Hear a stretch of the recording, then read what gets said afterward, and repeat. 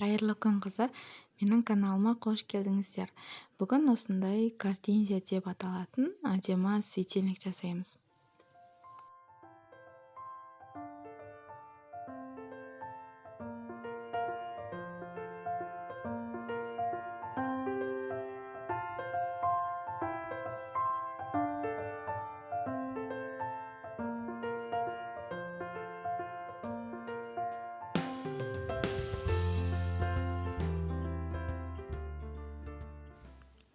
Бізге екі түрлі изолон керек, сиреневый түсті және жапырағына жасыл түсті.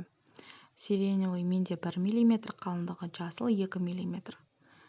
Сіздер өздеріңізге ұнаған түсті алсаңыздар болады. Строительный фен, плафон керек. Светильниктің өзін осы плафонға жасаймыз.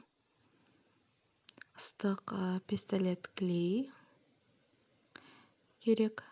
Және шнур светильниктің тоғын жалғау үшін, және осындай молд керек жапыраққа форма беру үшін.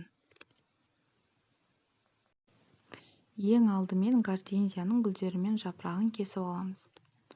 Ол үшін жапырағы да гүлдің өзі де размерлері, өлшемдері бірдей болады. Осындай төрт бұрышты қырқып аламыз. Бұл төрт бұрыштың өлшемі 9-да 9. Осындай квадрат керек бізге. Кесіп алған квадратымызды екіге бүктеп, ортасынан кесеміз. Центріне дәл ортасына қатты жақындатпаймыз, 1 сантиметрде қалдырамыз. Біз осылай төрт жағынан кесу керек. Барлық жапырақтар мен гүлдерді дәл осылай кесіп шығамыз. Енді кескен жапырағымыздың бұрышын алып тастаймыз. Гүлдің сиреневый түстің 3 бұрышында алып тастаймыз. Бізге дөңгелек тәрізді етіп формасын келтіру керек. Сиреневый түстен біз гортензияның гүлін жасаймыз. Гортензияның гүлін осылай жапырақтарын дөңгелетіп қырқып аламыз, кесіп аламыз.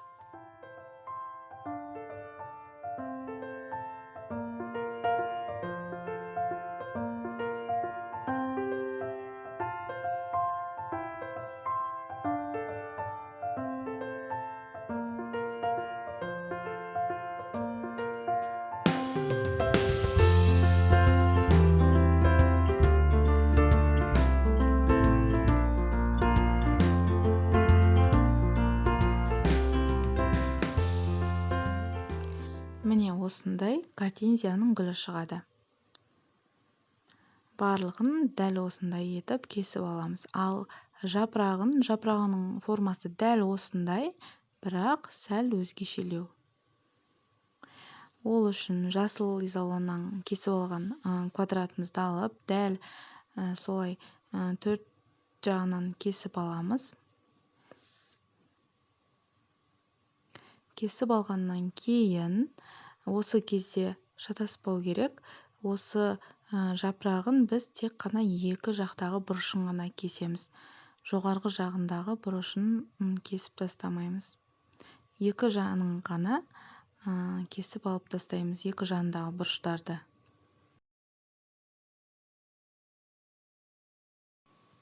Барлығын кесіп алдым.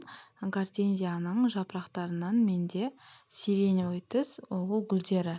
Гүлдерінен маған 62 штук керек. Осы жерде 62-63 штук гүл шықты сиреневый түстен.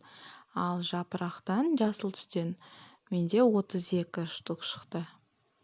Шамамен осынша кетеді осы гортензия гүліне. Изолонды метрлеп есептегенде сирен түсті изолоннан 1 метр кетті, ені 70 сантиметр, ал жасыл түсті изолоннан 40-50 сантиметр кетті. Барлық гүлдер мен жапырақтарын кесіп дайындап қойдым. Енді осыларға қазір ыстық фен арқылы формасын келтіреміз. Фенге гүліміздің жапырақтарын біртіндеп қыздырып алып, ортаға қарай көтереміз, жоғары қарай, және де гүлдің жапырағын майыстырамыз. Міне, әр жапырақты жеке-жеке жасаймыз. Абайлап жасау керек. Менде 1 мм болғаннан кейін жыртылып кетті. өте жұқа, негізі 2 миллиметрмен жазсаңыздар да болады. Өте әдемі шығады. Дәл менің жасап жатқанымдай фенге қыздырып аламыз. Сосын жапырақты ортаға қарай көтеріп бұрамыз. Ішке қарай бұрамыз, және де екіншісін оған қарама-қарсы майыстырамыз.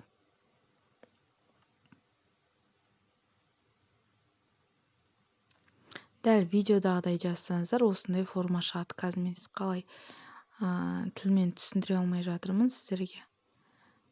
Ішке қарай және сыртқа қарай осылай көтеріп тұрып, ортаға қарай көтеріп майыстыру керек.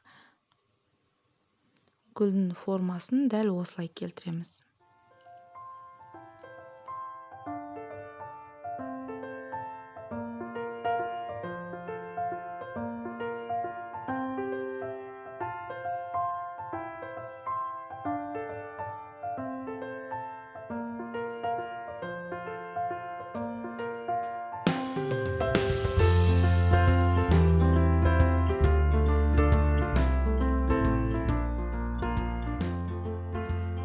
Ал енді жапырақтарын біз осы молд арқылы жапырақтарға прожилкаларын жаңағындай өз жапырақтың өзінің естественный болу үшін осындай несін басып шығамыз, формасын.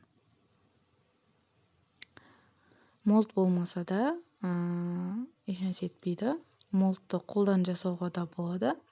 Оны келесі сабақтарда көрсетемін, қалай осылай жапырақтарға форма келтіру керектігін. Міне осындай форма шығады. Біз жапырақты екі бетінен де осылай жасап шығамыз. Екі бетінен де осындай прожилкалар болу керек.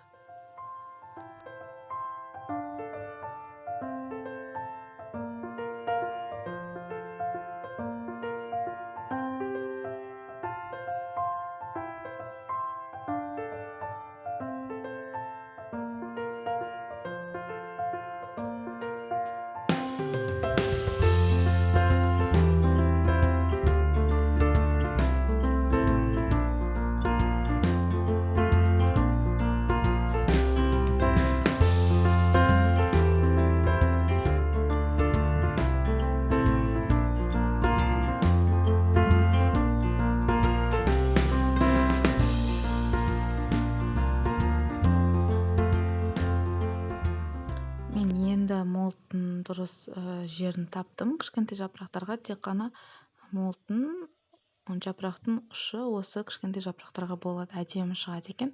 Осылай қолдансаңыздар болады. Мендегі молд универсальный молд деп аталады. Барлық жапырақтарға кете береді. Пион, роза, неше түрлі гүлдердің жапырақтарын жасса болады. Тек қана орхидеянікі ғана келмейді. Және лилияның жапырақтарының келмейді. Міне жапырақтардың формасын осылай жасап шығамыз. Гүлдердікін осындай формада барлығын қазір жасап аламыз ең бірінші. Жапырақтары мен гүлдердің формасын келтірдім. Күшті шықты, сондай әдемі көрінеді қазірдің өзінде. Енді осы гүлдерді плафонға жабыстырамыз ыстық клеймен. Астыңғы жағын алып тастап, ішінде қағазын алып тастайын. Енді қазір ыстық клеймен бірінші гүлдерден бастап жабыстырамыз. Ең алдымен гүлдің астыңғы жағына жақсылап клей жағасыздар да плафонның дәл ортасынан бастап жабыстырамыз. Және бір-біріне тығыз жабыстыру керек. Себебі светильникті жаққан кезде, тоққа қосқан кезде жарықтардан ашық қалған жерлері көрініп, әдемі болмай қалуы мүмкін. Сол үшін бір-біріне жақын, ашық орын қалдырмау керек.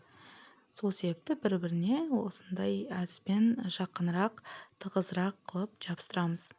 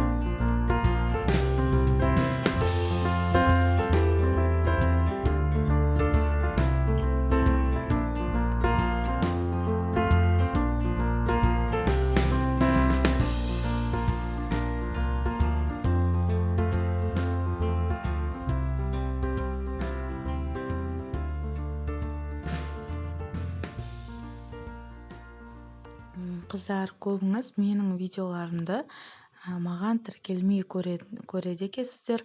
Сол үшін менің каналыма тіркеліп қойыңыздар, колокольчикті басып қойыңыздар. Сол кезде мен шығарған видеоларды ең бірінші болып көресіздер. Және бағалап кетіңіздер. Ұнаса лайк, ұнамаса дизлайк басып, түсінбегендеріңізді комментарийде сұрап отырыңыздар. Барлығына жауап беремін.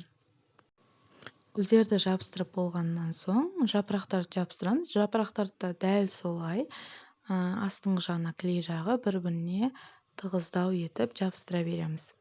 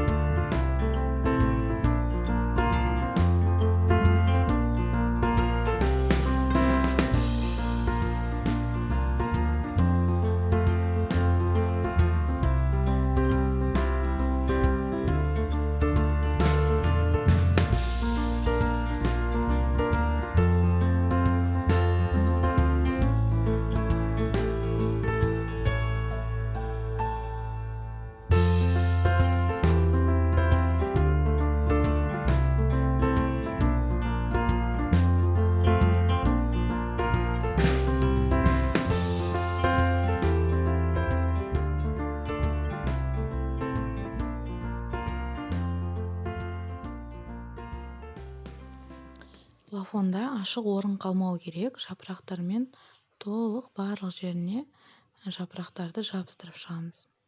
Тек қана плафонның бұрап ашылатын астыңғы бөлігіне ғана ешнәрсе жабыстырмаймыз. Плафонның өзіне жапырақтың барлығын жабыстырдық.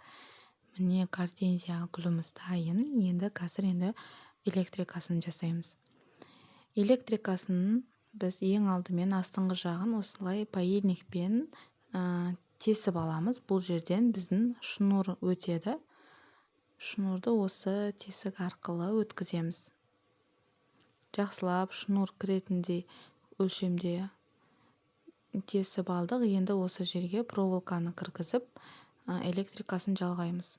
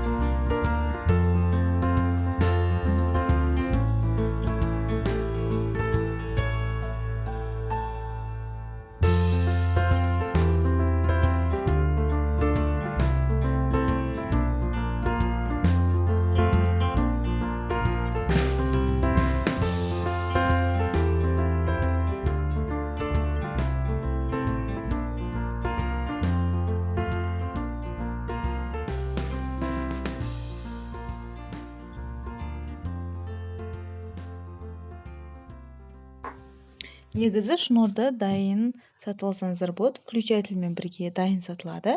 Менде бұл жолы дайыны болмай қалды. Сол себепті осылай шнурын, вилкасын бөлек алып жалғап жатырмын.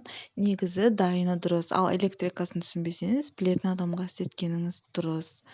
Енді осы плафонның астыңғы жағын біз жасыл түспен изолонмен жабамыз. Астыңғы жағын және жанындағы ақ түсті жасыл изолонмен жауып шығамыз. Ол үшін плафонның астыңғы жағының размерімен бірдей шеңбер кесіп аламыз, және де ұзын осындай полоска кесіп жан-жағына қазір жабыстыратын боламыз. Ыстық клеймен жабыстырамыз.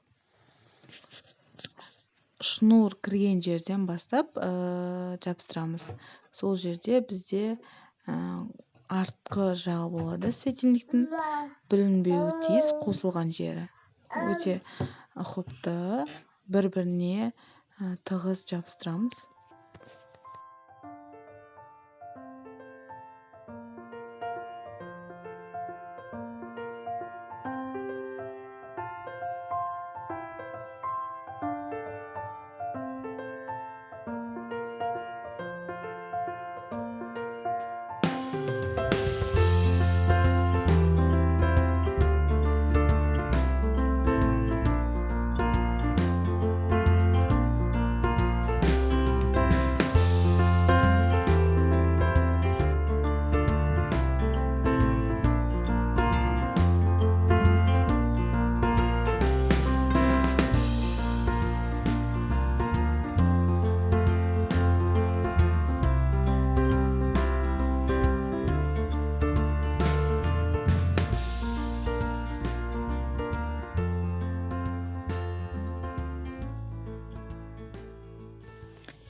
Енді астыңғы бөлігіне ыстық клейді жағып, бірінші жарты бөлігіне жағып аламыз.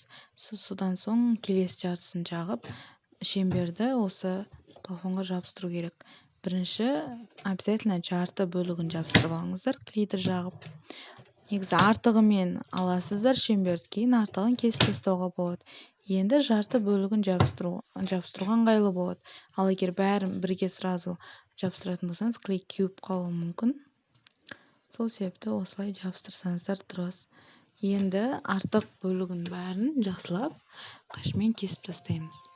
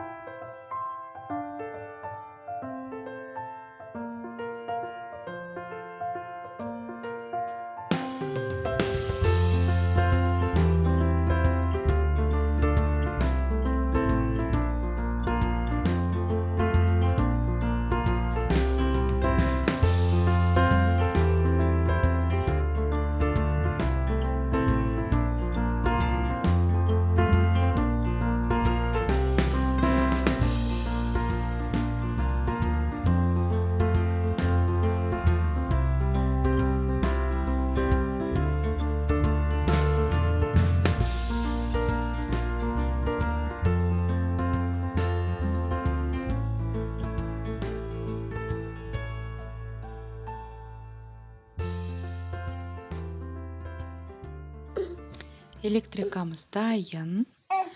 Енді светильнигімізді жалғап көреміз. Осымен біздің гортензия светильнигіміз дайын болды.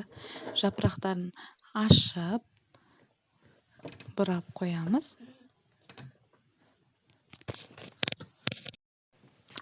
Мінекей қыздар, өте әдемі светильник шықты. Негізі гортензияны әртүрлі түсті қылсаңыздар да болады, өздеріңізге қалаған түсте жазсаңыздар болады. Міне, жаңған кезде осындай, негізі түнде жарығы өте әдемі болады.